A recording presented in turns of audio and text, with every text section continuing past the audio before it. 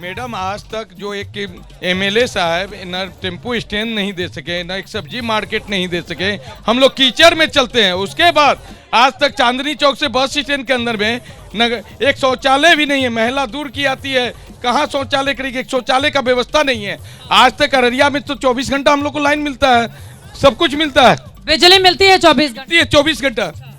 शौचालय की व्यवस्था नहीं है, यहाँ शौचालय की व्यवस्था नहीं है, सब्जी मार्केट की व्यवस्था नहीं है, सड़क पर कीचड़ है। थोड़ा इस बार क्या बदलाव होगा? कौन जीत रहा है चुनाव? बदलाव तो हम लोग करेंगे इस बार। कौन सी पार्टी? किसको देंगे बदलाव यार गोल गोल घुमा रहे हैं, गोल गोल मत घुमाइए। कौन जीत रहा है? बदलाव कर रहे हैं, क्यों बताएं आपको? क्या मुस्कुराते हुए बता रहे हैं, क्यों बताएं? मैं माननीय आशीष पटेल जी से पूछना चाहता हूँ, अभी बोला पुल गिरने में मतलब यहाँ का मिट्टी दलदल है, तो 1962 में पनार नदी पे पुल बना है, वो पुल आज तक चल रहा है। वो एनएच में तब्दील हुआ, फिर भी वो पुल चल रहा है। और ये 4 साल पहले बना हुआ पुल कैसे? लोगों के पुल में पता नहीं क्या गड़बड़ी है कि इन लोगों का पुल तुरंत गिर। मैम, मैं चारों प्रत्याशी जितने आए हुए हैं प्रवक्ता सबसे सवाल करना चाहता हूँ, हल्ला मत कीजिएगा कोई भी।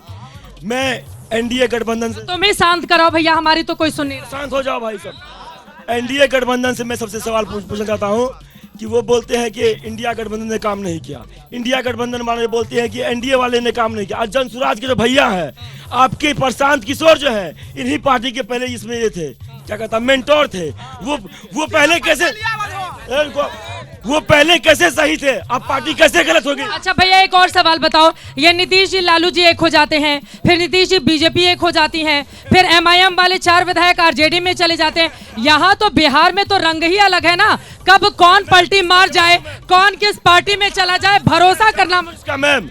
मैम ये नेता सारे मिलकर जनता को बेवकूफ बना रहे हैं, बेवकूफ बना। कब सुधरेंगे नेताजी लोग, कब सुधरेंगे? नहीं, जनता को सुधारना है कि कैंडिडेट देख के वोट नहीं कीजिएगा, आप बर्बाद हो जाइएगा आप लोग। ये सही बात है, जीतते हैं किसी और से, चले जाते हैं किसी और के पास, हर जगह की यही सियासत है। चलिए बताइए बताइए बताइए, 4 बार आप हमारे कैमरा के आगे से बोले, चलिए आप बताइए। सुनिए सर, देखिए जिस कांग्रेस का बात आप बात कर रहे हैं, हमको आज तक जब से वो 10 साल से रहा है, एक भी आदमी से ना तो मिलने किया है, ना तो वो किसी से कोनो बात विचार। कांग्रेस के विधायक नहीं मिलते हैं किसी से नहीं मिलते हैं, इसलिए वो अपने आप में कहाँ रहते हैं, क्या करते हैं, कोई अता पता। तो कौन जीत रहा है यहाँ से? यहाँ से एमआईएम जीतेगा।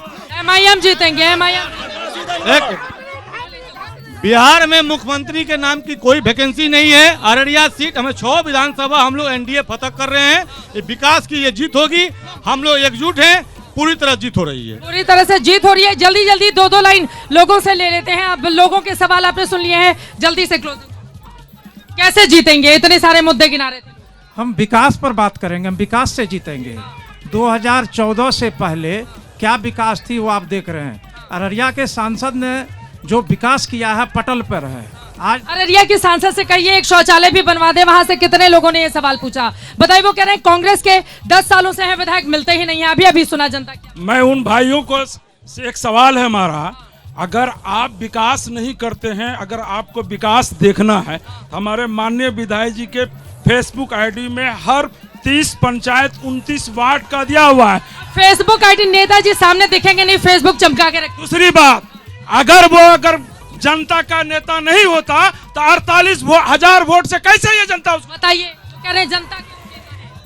इस बार जो वोटिंग हो रही है विकास के नाम पर और विश्वास के साथ हम लोग मांग रहे हैं। अररिया विधानसभा में 6 सीट है, 6 सीट जीतेंगे। 2025 फिर से नीतीश का दावा कर रहे हैं। मैडम देखिए, अररिया जिला जो एक किसान बहुल क्षेत्र है, यहाँ पे मक्का की फसल होती है, गेहूं, धान और मूंगफली की फसल होती है। अब तक किसी जनप्रतिनिधि के द्वारा फसल आधारित फैक्ट्री नहीं लगाई गई।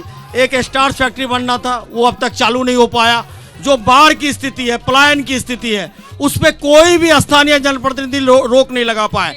हमारा नेता ने कहा है कि जब हमारी सरकार बनेगी तो सीमांचल विकास आयोग का गठन करेंगे। 18 नवंबर को शपथ की भी तैयारी कर रहे हैं ये लोग।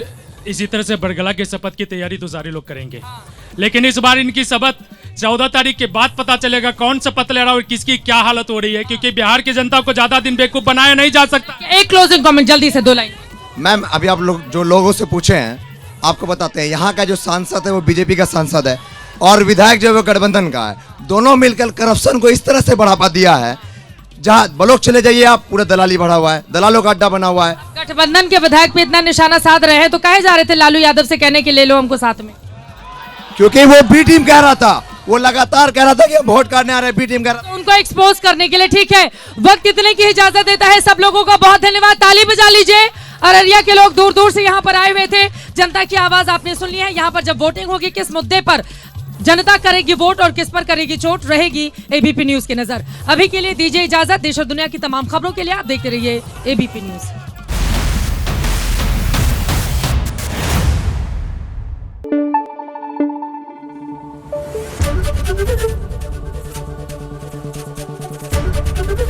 एबीपी न्यूज आपको रखे आगे।